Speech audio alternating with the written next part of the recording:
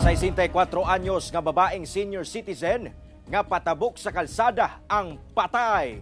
Human na ligsan og pampasahirong bus sa Kibawe, Bukidnon.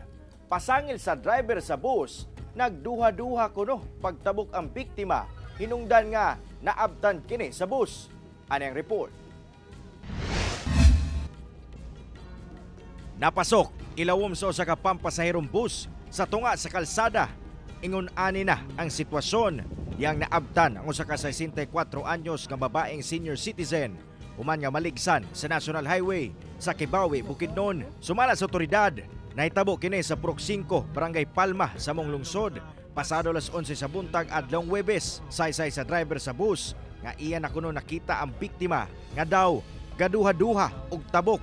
Rason nga milihay na siya. Apan kalit kuno kini nga mitabok ang biktima, hinungdan nga naligsan kini. So, para iyang malikayan, dito siya ni-proceed sa opposite side, pero nidagan ang maong biktima, sir. So, nagtagbo gid sila. Daling gidala sa ospital ang biktima, apan human ma-admit na matay gyapon kini. Nagkadayang injuries matod pa ang niaguman sa biktima sa usa ka parte sa iyang lawas tungod sa pagkabangga sa bus. So, medyo naanapod siya marag sa iyang pananaw, sir ba, medyo halap-halap na lagi pod, pero nahitabo nga siya ra gyud isa ang nakabaklay at nga time.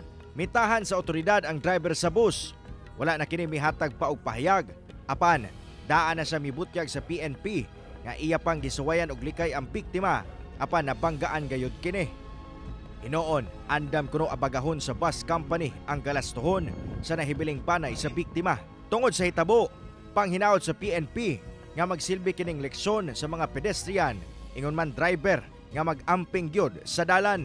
If ever nga naanatay mga kauban sa pamilya nga senior or na ato na gid silang na obserbahan nga adto na dagay medyo depekto, di lang gid yung kadakuan, especially yung adto, sir, nga medyo halap na or something medyo mabungol na, maabot man gid sa ingon ana, sir, no? Completely maubanan na lang gid unta na sila sa ilahang paglakaw para ma-safety ang tanan. Cyril Chavez, 1 Mindanao.